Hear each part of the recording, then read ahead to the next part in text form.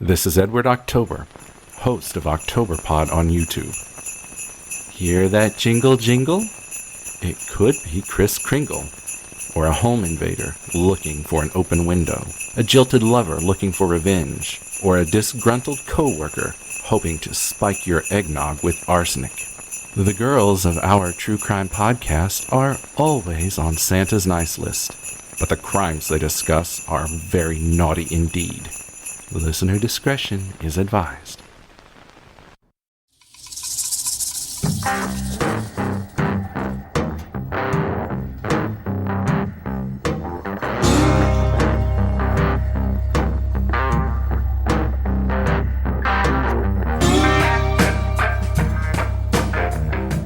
Hi, Jen. Hey, Kim. I'm ready for day 9. Day 9. 9. Lords of Leaping. Isn't it 9, 7? I don't think know. So. Something. Yeah, 9. Or is it 9 ladies, 9 seconds? Can't believe this year's almost over, but here we are. I know. I hope everybody's getting all their Christmas stuff done. Gifts wrapped. Shopping's done. God, I hope shopping's done. Cookies made. Guest lists. The house decorated. What else is there to do on Christmas? Wrap presents. Buy presents. Hide from the relative. Hide precedent. I was going to say hide presents and then hide from the relatives. There you go. Mm-hmm. Yep. So while you're doing all that, we hope that your ears are happy, even though some of the topics aren't that happy. But, maybe you'll learn a thing or two. I don't know. Hopefully we're keeping you company while you're getting all your chores done.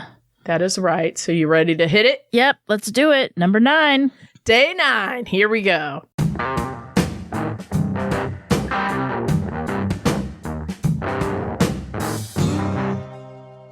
It is November 11th, 1988, when Detective John Cabrera and his team pay a visit to a once regal, but way past its prime, Victorian home located on F Street in Sacramento, California. The detectives are conducting a wellness check on a 51-year-old named Alvaro, who goes by Bert Montoya. Now, Bert is a tenant at the home, and he has an intellectual disability. His social worker had phoned police. She was worried because he was missing and she hadn't heard from him for a while. They knock on the door and they're greeted by the landlady of the home, an elderly woman. Detective Cabrera asks her if they can come look around the place, and she agrees and told him, go right ahead. Dig in my yard. I don't know what's out there. That's not a red flag or anything. I know, exactly. Nothing seemed off at first, but as they continued to look around the place, they noticed something in the backyard. Always in the backyard. In the corner of the lot, the ground had been recently dug up. Wondering what this could be, the officers returned to their cars to get some tools to dig up the dirt, just shovel, things like that. So they asked the landlady, her name's Dorothea, if they could dig up her yard, and she responded with, sure. It wasn't too long before they discover items that look like shredded clothing and what appeared to be beef jerky. Oh. Dorothea. It's not beef jerky. Well, it's kind of like it's never a mannequin. It's never long, beef jerky. It's long pork. I think that's what it's called. Yeah. Detective Cabrera tried to get the material, the beef jerky material, to come loose, and it wouldn't. So he braced himself, with his foot in his hand, and he gave it a giant tug. I can't imagine this. It snapped off, and it stunned him. It's a bone with the joint attached. The beef jerky was the joint. Yep. Like the ligament. Mm-hmm. As the police were uprooting the backyard, the elderly Dorothea, she puts on a coat and she just walks away from the home. Yep. She walks out the door. What? So first, detectives, it's one body, then it's another body, and then another, and another. The sweet old lady was hiding a secret, or 9 to be exact, since it's day 9. This lady was not sweet, and she wasn't even as old as she portrayed herself to be. She was, however, a cold-blooded killer by the name of Dorothea Helen Gray Puente. Old Dorothea, yep. Before we can get into her backyard, let me just say there's a lot of conflicting details, but, that seems to be right up her alley with her and all this stuff. Dorothea was born in Redlands, California on January 9th, 1929. Her father died of tuberculosis when she was young, and shortly after, her mother died in a motorcycle crash. And that was just, I believe it was the year after her father died. Dorothea, along with her siblings, were sent to be raised in an orphanage. At the age of 16, Dorothea started working as a sex worker out of a local hotel. Now, it was just after this that she met what would become her first husband, a 22-year-old soldier named Fred McFall. On the marriage certificate, and here's where one of her minty lies, fabrications, whatever you want to call them, comes about. Dorothea lists her name as Shirali, I don't know how to say that, A. Rasili, and cited her age as 30 years old. She's not 30. She's a young little thing. But anyway, the union would not last long and would bear either one daughter or two, depending on the source, but neither would remain with her. One went to live with a relative while the other was given up for adoption. The couple would divorce in 1948 after Dorothea was arrested for forging checks. The next several years, we see Dorothea getting married, getting divorced, or maybe not, it's a little unclear, getting arrested, going to prison, all while coming up with her next big scheme. She's a schemer. She was arrested for running a brothel and cashing checks meant for others. This is where she started using many of her fake names. And here's something amazing. Dorothea was an Egyptian Israeli woman named Taya Singalaya Nayarda, or she was a doctor/actor from a big Mexican family. She gives herself like all this background info. Yeah. She sounds like an amazing woman. Right. Doctor/actor, which, you don't see that a lot. You don't. In 1968, she married Roberto Jose Puente. That's the last name that she would keep for 16 months.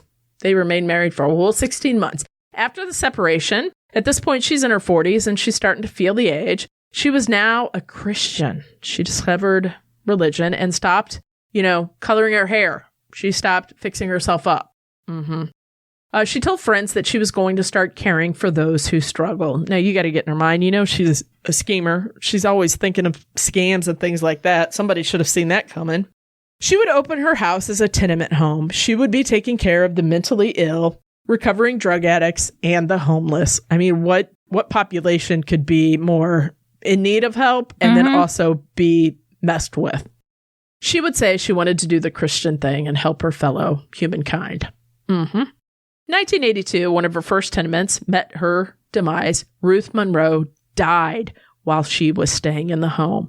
Dorothea told investigators that Ruth had been depressed lately and believed that she had overdosed herself on codeine and Tylenol. The death was ruled a suicide. Now, it's not even a month later when police get a phone call that one of the residents there, 74-year-old Malcolm McKenzie, claimed that Dorothea had drugged him and stole his items, stole things from him.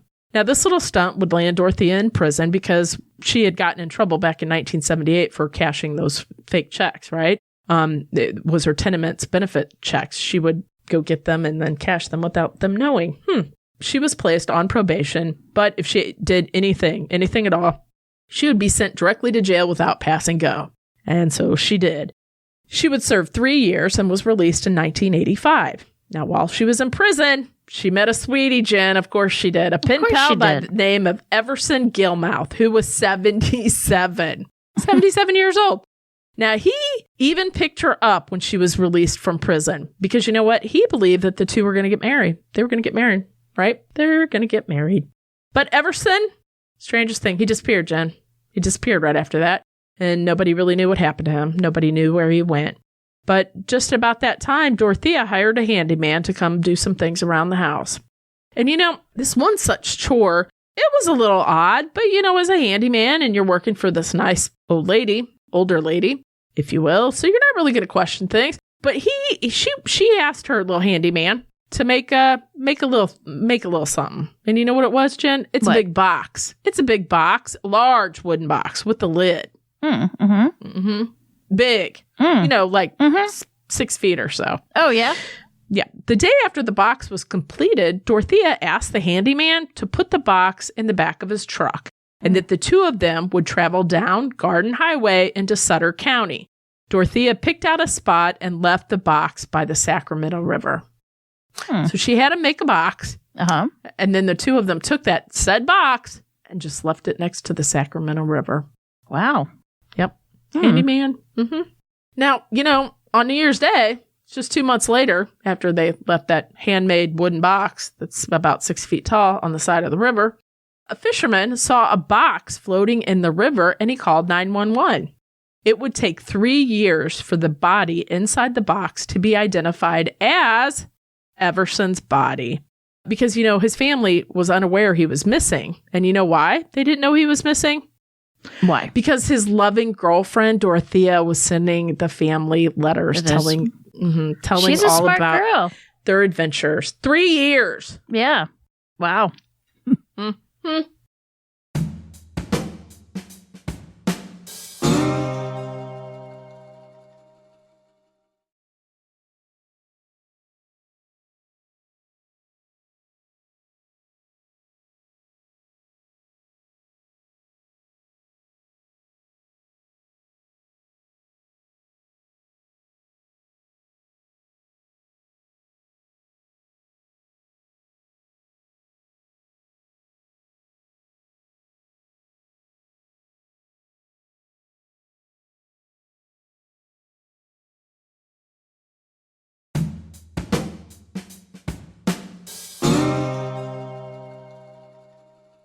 This brings us back to that November day that Detective Cabrera showed up at the house looking for Bert. The backyard would give up 7 bodies. They were identified as Leona Carpenter, 78, Benjamin Fink, 55, James Gallup, 62, Vera Faye Martin, 64, Dorothy Miller, 64, Bert Montoya, which is the one we started the story with, 51, and Betty Palmer, 78. When the news broke, neighbors would tell the news media that they had all complained about this putrid smell coming from her home, but Dorothea would just tell them it was fertilizer. She placed some fertilizer in the yard, and it was just a little stinky. Yeah, that was fertilizer. Fertilizer is made of feces, isn't it? And so, yeah, horse thank you. manure. Different sort of yes, thank you. Now, since Dorothea had taken that opportunity to take a nice walk when the detectives were in her backyard, a hunt was on to find her. Dorothea... Could you imagine? Where'd Dorothea go? Where'd she go? I just saw her she just got her coat and went next door. Tailed it out of there. She just said she had to go out and grab a few things. She'll be it's back. Just an errand. Well, that errand took her all the way, you ready? To Los Angeles. Oh. Thank you. Yeah. She ran into an older man down there, and in her usual style, she started talking him up. But this man had seen her on the news, and he slipped away. He knew who she was, so he slipped away to call police and say, hey, that old lady that took the walk while you're digging up bodies in her backyard, yeah, she's here with me. Dorothea was charged with a total of 9 murders. Authorities believed that Dorothea would drug her victims until they OD'd. She would then wrap the body in sheets and then plastic tarp. She would then deposit them into the makeshift burial holes in her backyard that were dug by day laborers she hired. Now let's think about that. Yeah. You go to Home Depot, and so this is big in California for those not from California. You can go to like the Home Depot or Lowe's, and there's day laborers, there's workers outside, and you just give them a day rate, and they'll come to your house and do stuff. Okay, that's fine and dandy. Can you check my roof? Can you seal this concrete? Can you go dig a hole about the shape of a body in my backyard? You'd think somebody would have been like, I need a hole about 6 feet deep and about 6 feet wide, long. Yeah. But not there because there's something right there already. You got to go right here, right? Right. Mm-hmm. What? The jury would deliberate for a month before deciding to find Dorothea guilty of 3 of the 9 murders. And how it would work is this. Dorothea would collect the tenant's mail before they saw it, and she would only give them enough money, just a little small portion of their money to kind of get by. Of course, the tenants squandered what little money that they had been given because that's, they had to use the money. So she would just, here's your $25 for the week, and I'm going to take the rest of the $300. However, in 1998, Dorothea began corresponding with Shane Bugbee, who did an extensive interview with her over the course of several years. And this is kind of interesting. She began sending him various recipes, and in 2004, the book Cooking with the Serial Killer was released. That's right. And it included a lengthy interview with her, almost 50 down-home country good recipes, and various pieces of prison art sent to Bugbee by the convicted murderer. Now that's unique? Question mark? I don't even know. Dorothea Puente died in prison at Chowchilla on March 27th, 2011 from natural causes. She was 82. She would continue to claim that all her boarders died of natural causes and that she did not kill them. Her body was cremated and nobody knows where her ashes are. And what's a little interesting, which, I mean, it's a little macabre, but I can respect it. In August 16th, 2022, so just recently, an article was written in Newsweek. Tom Williams and his wife bought the house. They were looking for a house, and they ran across that it was for sale, and they were like, do we want to do that? Yeah, I think we do. So they moved in. They kind of fixed it up. There is a plaque that hangs outside the door to the home, welcoming visitors with the sign, "Trespassers will be drugged and buried in the backyard." I don't mean to laugh, but I mean, wow, really? That's kind of... It's a little macabre. But they also say that they regularly see ghosts and things. I mean, like I said, I can respect it, but the truth of the matter is it really did happen. Yeah. So, there was a TV show, and it was like a 10-minute TV show. It was on some app that you downloaded on your phone. I don't even remember what it was. I think it was last year.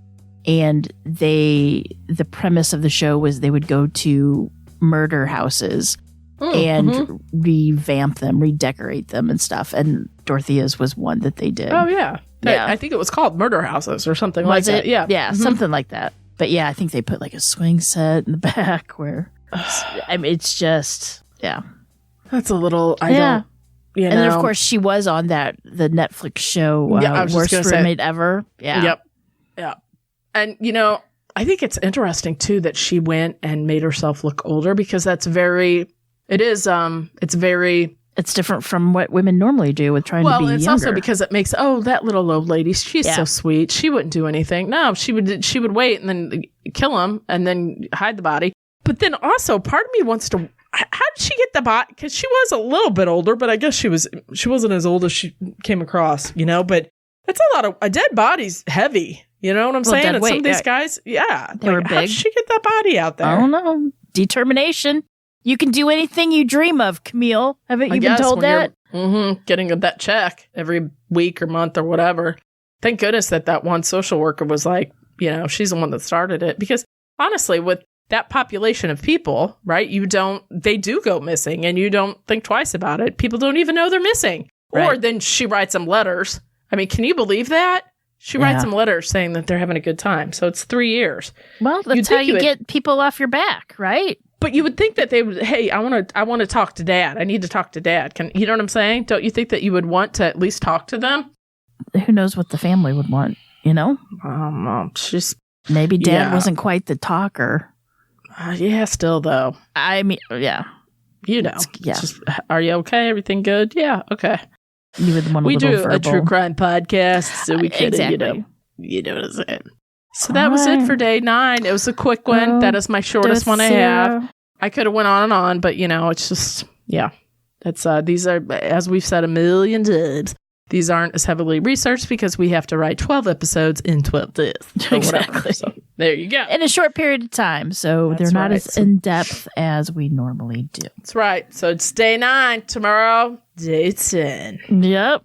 Got a good one for you for tomorrow. Back to you. Back to me. All right, Jen. Until then, let me say I hope everybody's getting all their stuff done that they need to do for the holidays. I can't believe 2023 is right upon us. That is insane. That's crazy. I know. But until then, remember, lock your doors. And keep passing by those open windows. Bye-bye. Love ya.